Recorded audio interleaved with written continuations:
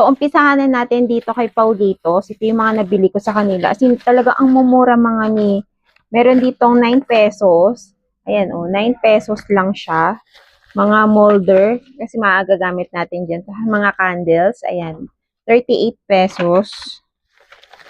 Ito, 45 pesos. Ayan, ang ganda ng quality. Tapos ito, 99 pesos lang siya mga mi. Super mura na nito kasi sa online nasa 100 plus. Nasa 150 something to, yung ganitong molder. Gagamit natin to. Tapos ito, 29 pesos lang mga mi. 29 pesos. Ito pa, Ito, maganda to. Magagamit natin to. 45 pesos lang siya.